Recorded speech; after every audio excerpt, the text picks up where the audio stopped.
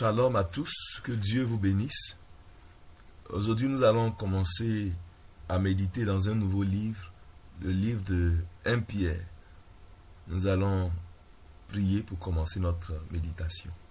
Père, nous bénissons ton nom. Merci pour ce jour que tu nous donnes. Tu nous as aidés pendant l'étude de Jacques. Nous voulons continuer avec toi. Viens et sois avec nous pour nous éclairer par ton esprit. Nous voulons être édifiés, comprendre ta pensée. Au nom de Jésus. Amen. Donc nous allons prendre l'épître de Pierre, la première épître de Pierre. Nous lirons du verset 1 au verset 9. Pierre, apôtre de Jésus-Christ, à ceux qui sont étrangers et dispersés dans le Pont, la Galatie, la Cappadoce, l'Asie et la Bithynie, et qui sont élus selon la prescience de Dieu le Père, par la sanctification de l'Esprit, afin qu'ils deviennent obéissants et qu'ils participent à l'aspersion du sang de Jésus-Christ, que la grâce et la paix vous soient multipliées. Béni soit Dieu, le Père de notre Seigneur Jésus-Christ, qui selon sa grande miséricorde nous a régénérés pour une espérance vivante par la résurrection de Jésus-Christ d'entre les morts, pour un héritage qui ne se peut ni corrompre, ni souiller, ni flétrir, lequel vous est réservé dans les cieux. À vous qui, par la puissance de Dieu, êtes gardés par la foi pour le salut prêt à être révélé dans les derniers temps. C'est là ce qui fait votre joie, quoique maintenant, puisqu'il le faut, vous soyez attristés pour un peu de temps par diverses épreuves, afin que l'épreuve de votre foi, plus précieuse que l'or périssable, qui cependant est éprouvée par le feu, ait pour résultat la louange, la gloire et l'honneur lorsque Jésus-Christ apparaîtra. Lui que vous aimez sans l'avoir vu, en qui vous croyez sans le voir encore, vous réjouissant d'une joie ineffable et glorieuse, parce que vous obtiendrez le salut de vos âmes pour prix de votre foi. Bien-aimés, nous pouvons nous arrêter à ce verset 9 aujourd'hui. Remarquons que Pierre est en train d'écrire à des chrétiens qui sont dispersés. Le début de cette épître ressemble également au début de l'épître de Jacques, qui écrivait aussi aux chrétiens dispersés du fait de la persécution qui, dans le livre des Actes, a fait que beaucoup étaient obligés de quitter leur lieu habituel et de se retrouver dans d'autres endroits. Et ici, c'est les gens qui sont dispersés dans le Pont, en Galatie, en Cappadoce, en Asie et en Bithynie. On voit bien qu'ils ont été dispersés d'un lieu à un autre.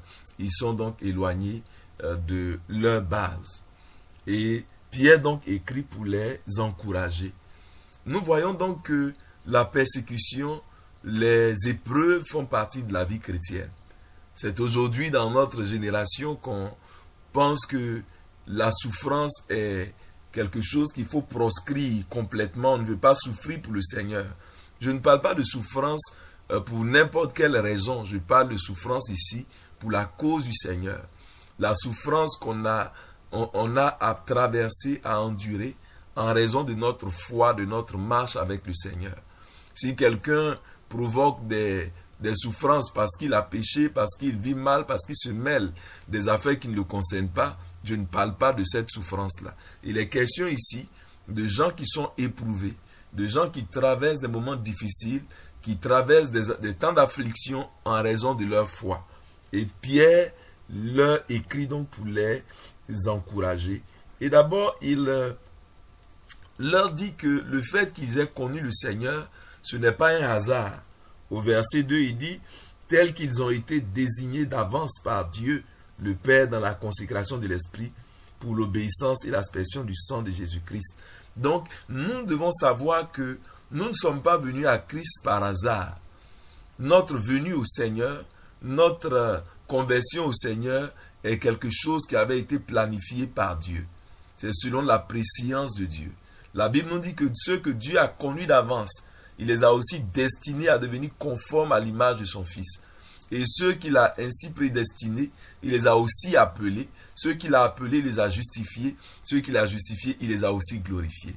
Donc nous voyons que Dieu avait un plan d'avance. Avant même que nous ne soyons conçus, avant que nous ne naissions, Dieu qui connaît déjà les choses, il connaît la fin des choses avant même le commencement. Dieu qui voit même la fin du monde avant même la fondation du monde, il nous connaissait d'avance. Et il avait prévu, il avait préparé d'avance que nous puissions le rencontrer. Nous ne sommes pas venus à Christ par hasard. Nous sommes venus à lui parce qu'il nous a aimés avant même que nous ne soyons de ce monde. Et il avait prévu que nous puissions le connaître. Il nous a choisis. C'est un privilège. C'est une grâce. Il n'est pas sauvé celui qui veut simplement. Mais on ne parvient au salut que lorsque Dieu même déjà nous a prédestinés, qui nous a appelés. Donc, nous devons savoir que c'est un privilège. Il y a des milliers de personnes, des millions de personnes dans le monde, mais Dieu nous a fait la grâce. Il est venu à nous, il s'est révélé à nous. Considérons cela comme un privilège. Nous aurions pu être laissés continuer à vivre notre vie dans le péché et aller en enfer. Mais Dieu a décidé que nous ne puissions pas être perdus. Il lui a plu de nous faire grâce et de nous manifester le salut à nous. Nous devons savoir que c'est une grâce. C'est un privilège. Et le souhait de Pierre, c'est que cette grâce-là et cette paix nous soient multipliées. Que nous ne prenions pas cette grâce en vain, mais que nous puissions fructifier cette grâce en persévérant, en demeurant dans notre appel, en continuant à marcher fidèlement avec le Seigneur. C'est ce que Dieu attend de nous. Saisissons la grâce que Dieu nous donne et ne la laissons pas tomber. La Bible dit, si nous négligeons cette grande grâce, comment pourrions-nous échapper? C'est un privilège que Dieu nous donne en Christ Jésus. Et donc, bien-aimés, nous avons été appelés à lui. Nous avons été appelés pour faire partie de sa famille. Nous avons été appelés, adoptés pour être ses enfants. Et le chemin qui doit nous conduire à notre croissance passe aussi parfois par l'affliction. Et Pierre dit même qu'il faut que nous soyons affligés. Il faut que notre foi soit éprouvée. Comme si l'épreuve de la foi est une étape indispensable. C'est une nécessité si nous voulons réellement que notre foi soit plus pure que l'or. Notre foi puisse être aussi précieuse que Dieu l'attend. Il a besoin de nous faire passer parfois par le feu, par le creuset. Notons que l'appel que Dieu nous a adressé, la vocation qu'il nous adresse, c'est pour que nous puissions, par la sanctification de l'esprit, devenir des gens obéissants et qui ont reçu l'aspersion du sang de Jésus sur leur vie, qui les purifie complètement et donc qui demeurent dans cette vie sanctifiée-là. Donc ceux qui appartiennent à Dieu, ceux que Dieu a appelés et qui ont répondu à l'appel, c'est des gens qui sont mis à part. Ce ne sont pas des gens qui se confondent encore au monde, qui livrent leur âme à n'importe quoi, qui livrent leur cœur à toutes sortes de vices, à toutes sortes de plaisirs. Nous sommes appelés à la sanctification. Paul dit, c'est à la sanctification que Dieu nous a appelés et non pas à l'impureté. Nous sommes le peuple de Dieu, rachetés du monde, délivrés du système du monde, délivrés de l'ancienne manière de vivre pour être rapprochés de Dieu, pour que nous puissions vivre dans la communion avec lui, avec une vie de sanctification. Si nous ne sommes pas sanctifiés, nous ne pourrons pas être en communion avec Dieu. Si nous ne gardons pas nos cœurs purs, nous ne pourrons pas le voir.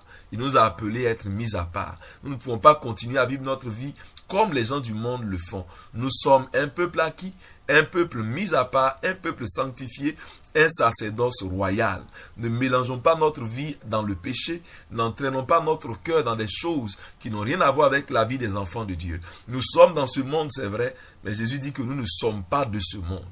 L'enfant de Dieu, c'est un homme obéissant à la voix de Dieu. Nous sommes appelés à l'obéissance, comme Pierre est en train de le dire aux chrétiens ici, pour qu'ils deviennent obéissants et qu'ils participent à l'aspersion du sang de Jésus-Christ. Voilà ce à quoi Dieu nous appelle. Nous devons garder un cœur pur, garder une vie sainte, une vie complètement débarrassée de toute impureté. Nous devons marcher dans la sainteté. La grâce de Dieu, c'est ce que nous devons rechercher.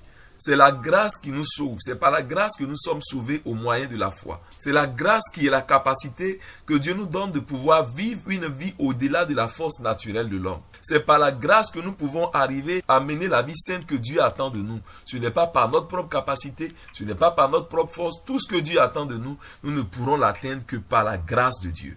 La grâce de Dieu nous donne de pouvoir être des hommes qui vivent au-delà du potentiel humain naturel. Nous devons savoir que ce que Dieu attend de nous, sans la grâce, cela est impossible.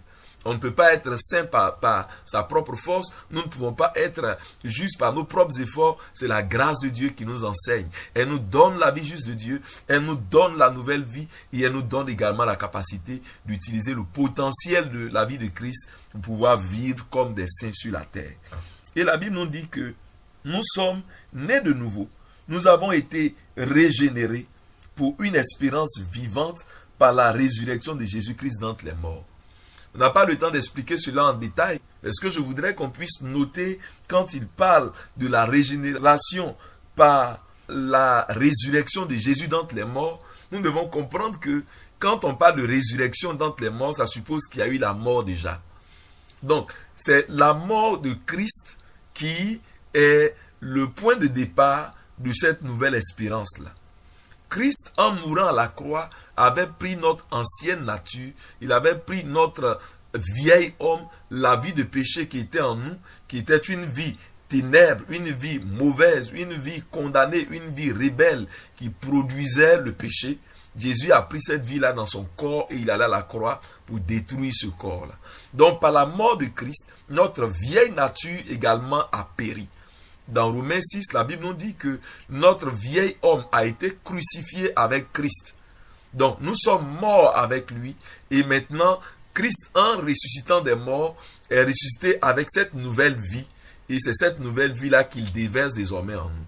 Nous sommes morts avec lui, nous sommes ressuscités avec lui et c'est la vie de résurrection de Christ qui amène également en nous cette vie nouvelle. L'ancienne vie qui habitait notre corps, l'ancienne vie de péché qui possédait notre corps a été mise à mort à travers le corps de Christ à la croix. Et désormais, Christ qui n'est pas resté dans la mort et qui est revenu à la vie avec laquelle il est revenu, il nous a donné également cette vie. Si nous sommes morts avec lui, alors nous ressuscitons aussi avec lui. Donc le chrétien, c'est celui qui a expérimenté la mort de l'ancienne vie. L'ancienne vie qu'il portait, l'ancienne personne qu'il était est morte. Et désormais, c'est une nouvelle personne qui est à l'intérieur. C'est pourquoi Pierre parle ici du fait que nous avons été régénérés. Régénérés pour une nouvelle espérance, une espérance vivante. Dans la version Nouvelle Bible Second, il est parlé du fait que nous sommes nés de nouveau. Il nous a fait naître de nouveau par la résurrection de Jésus-Christ d'entre les morts.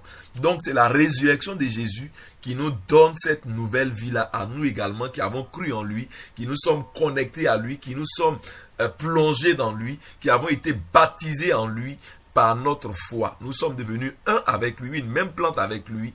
Et donc la même vie qui coule en Jésus, c'est cette même vie qui coule en nous. Jésus a dit dans Jean 15 qu'il est le vrai cep et nous sommes les sarments. En prenant l'image d'un arbre, le tronc de l'arbre jusqu'aux racines, c'est Jésus. Nous sommes les branches, nous sommes connectés à lui. Et de sorte que la vie qui coule du tronc, c'est cette même vie-là également qui alimente les branches. Donc nous qui sommes unis à Christ par notre foi en lui, alors nous avons aussi à travers lui cette même vie qui coule en nous. La vie de Jésus coule en nous. Il y a une nouvelle vie que nous portons si nous avons donné notre vie au Seigneur. Quand nous avons cru au Seigneur, quand nous avons donné notre cœur au Seigneur, Christ nous donne cette nouvelle vie-là. Jésus dit, la Bible dit dans le livre d'Ézéchiel, Dieu dit qu'il nous donne un esprit nouveau, un cœur nouveau. Il enlève le cœur de pierre que nous portons et il nous donne un cœur complètement nouveau. Donc, c'est ce que nous portons à l'intérieur de nous désormais. Un cœur complètement nouveau, une vie complètement nouvelle. Nous sommes de nouvelles créations en Jésus-Christ. Et la Bible nous dit que nous sommes appelés, nous sommes nés de nouveau pour une espérance vivante. Et continuons à partir du verset 3, donc je reprends le verset 3. Béni soit Dieu, le Père de notre Seigneur Jésus-Christ, qui selon sa grande miséricorde nous a régénérés pour une espérance vivante par la résurrection de Jésus-Christ d'entre les morts, pour un héritage qui ne se peut ni corrompre, ni souiller, ni flétrir, lequel vous est réservé dans les cieux à vous qui, par la puissance de Dieu, êtes gardés par la foi pour le salut, prêt à être révélé dans les derniers temps. Donc nous avons été appelés à lui par miséricorde, pas par mérite, pas parce que nous méritons, mais simplement parce que Dieu a eu pitié de nous. Simplement parce que Dieu a décidé de nous faire grâce, de nous faire miséricorde. Personne ne mérite le ciel. Personne ne peut se prévaloir de ses bonnes œuvres pour mériter le ciel. C'est simplement par la miséricorde. Nous avons cru en lui, Dieu a eu pitié de nous et il nous a donné cette espérance vivante-là. Et la Bible nous dit que cela nous donne un héritage. Nous sommes devenus des héritiers de Dieu. Dieu est le propriétaire de toutes choses. C'est lui l'auteur de toute la création. Et Christ également, c'est lui l'héritier de toutes choses. Et la Bible dit que comme nous avons été adoptés à travers Christ, nous sommes devenus enfants de Dieu, nous sommes donc héritiers de Dieu et co-héritiers avec Christ. Nous devons savoir que nous avons un héritage glorieux. Nous avons un héritage merveilleux qui n'a rien à voir avec les choses de la terre. Il nous parle d'un héritage qui ne peut ni se corrompre, ni s'altérer, ni se détruire. Il est un héritage qui est éternel, qui est bien invisible pour l'heure, mais qui est bien réel et qui est dans les cieux. Le problème aujourd'hui de notre génération, des chrétiens de notre époque, c'est que beaucoup limitent l'héritage que Dieu nous donne là aux choses de la terre. Ils confondent l'héritage que Christ est venu nous donner aux choses périssables de la terre. Pierre nous rappelle ici que c'est un héritage qui ne peut pas se corrompre, qui ne peut pas se perdre, qui ne peut pas se détériorer. Ça n'a rien à voir avec les biens de la terre qui se perdent, qui sont visibles et qui se corrompent dans ce monde-là. L'héritage pour lequel nous avons été appelés a bien plus de valeur que les choses de la terre. Quoique nous sommes sur la terre et que nous avons besoin des choses de la terre et que Dieu est également disposé à prendre soin de nous, à nous donner tout ce qui est nécessaire pour notre vie sur terre. Mais nous ne devons jamais commettre l'erreur de confondre notre héritage en tant qu'enfant de Dieu avec les choses de la terre. Les choses de la terre, n'importe quel homme peut avoir cela. Dieu peut donner cela aux païens, il peut donner cela aux pécheurs. Mais notre part en tant qu'enfant de Dieu, c'est des biens qui sont des trésors célestes, des trésors qui ne peuvent pas se perdre. La Bible dit qu'il s'agit de choses qui ne sont même pas montées à la pensée des hommes, des choses dont on ne peut pas imaginer la valeur, des choses qu'on ne peut pas décrire. Bien-aimés, ne réduisons pas notre foi à une foi qui s'accroche juste à des objets périssables, des objets qui se perdent, qui se corrompent sur la terre. Beaucoup aujourd'hui, quand ils parlent de foi, ne parlent que de leur foi qu'en rapport avec ce qu'ils peuvent posséder sur la terre de matériel. Comment je peux gagner du travail, comment je peux avoir une guérison, comment je peux avoir des biens, comment je peux avoir un avantage ici. C'est vrai, la foi marche dans ces domaines également. La foi nous permet de pouvoir posséder des choses que nous espérons. Mais nous devons savoir que la foi a un objet qui va au-delà de ces choses matérielles et périssables. Dans le dernier verset du passage qu'on a lu, il dit parce que vous obtiendrez le salut de vos âmes pour prix de votre foi. Donc, le prix de notre foi, ce que notre foi doit rechercher, ce que notre foi doit viser et qui est le plus important, c'est le royaume des cieux et sa justice. C'est pourquoi Jésus nous dit de rechercher premièrement le royaume des cieux et sa justice. Et le reste, il ne nous dit même pas qu'on doit y appliquer notre cœur. Il dit le reste nous sera donné. Bien-aimés, ne ratons pas notre cible. Notre cible, ce n'est pas les choses de la terre. Notre cible, ce n'est pas les choses de ce monde. Les choses de ce monde, nous pouvons en avoir besoin, nous pouvons prier Dieu et Dieu va nous les donner. Mais ne faisons pas de cela le prix de notre foi. Ne réduisons pas notre foi juste à gagner ces choses-là. Notre foi doit viser plutôt le ciel. Paul dit que si c'est dans ce monde seulement que nous espérons, en tant que chrétiens, alors nous sommes les plus malheureux des hommes. Parce qu'on aura méprisé le trésor céleste, les biens véritables, en nous focalisant sur des choses qu'on va perdre sur la terre un jour. Parce que tout bien de la terre se perd. L'or de la terre est périssable. Parce que même s'il ne se détruit pas matériellement, mais un jour il n'aura plus de valeur pour nous quand on aura quitté la terre. Tout ce qui est visible dans ce monde physique, tout ce qui est matériel est limité. Les choses matérielles, les choses physiques, sont passagères, les visibles sont passagères, mais les choses invisibles, les choses spirituelles sont éternelles. Et donc notre héritage ne peut ni se corrompre, ni être souillé, ni se flétrir. Ce sont des choses qui nous sont réservées dans les cieux. Bien-aimé, notre véritable vie, ce n'est pas sur la terre. Notre véritable vie commencera quand Christ paraîtra. Quand ce jour arrivera, il sera révélé et il nous révélera également avec lui. Colossiens 3, Paul dit, notre vie, il dit, vous êtes morts et votre vie est cachée avec Christ en Dieu. Le jour où Christ, votre vie paraîtra, alors vous paraîtrez avec lui dans la gloire. Ce que nous vivons sur la terre ici n'est pas notre vraie vie. Si nous pouvons même avoir des biens, cela n'est pas notre vraie vie. Notre vraie vie, ce n'est pas sur la terre. Notre vraie vie, c'est Christ. Notre vraie vie commencera quand Christ paraîtra. Quand nous entrerons dans la gloire avec Dieu. Tout ce qu'on peut voir dans ce monde et qu'on appelle gloire ne sont que des choses éphémères et des choses corrompues. Ne nous laissons pas tromper ou distraire par les choses que le diable fait miroiter, par les choses que le monde présente comme étant des plaisirs, des biens, des trésors. Ne laissons pas nos cœurs être séduits par ces choses-là au point d'oublier que nous avons un voyage à faire vers notre patrie céleste, là où des biens éternels nous sont réservés, là où la gloire nous attend, la vraie gloire nous attend. Et il continue au verset 6 plutôt. C'est là ce qui fait votre joie, quoique maintenant, puisqu'il le faut, vous soyez attristés pour un peu de temps par diverses épreuves, afin que l'épreuve de votre foi, plus précieuse que l'or périssable, qui cependant est éprouvée par le feu, ait pour résultat la louange, la gloire et l'honneur lorsque Jésus-Christ apparaîtra. Lui que vous aimez sans l'avoir vu, en qui vous croyez sans le voir encore, vous réjouissant d'une joie ineffable et glorieuse, parce que vous obtiendrez le salut de vos âmes pour prix de votre foi. Bien-aimés, il leur dit, vous vous réjouissez de ce que vous avez une espérance vivante. Votre joie n'est pas dans le confort de la terre. Votre joie n'est pas dans les plaisirs périssables de la terre.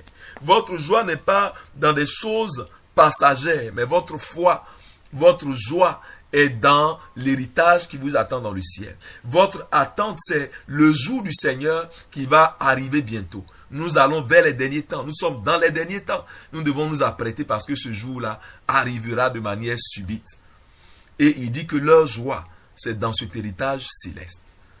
Et il le faut. Votre foi doit être éprouvée. En disant qu'il le faut, c'est comme si les épreuves font partie de la vie normale du chrétien.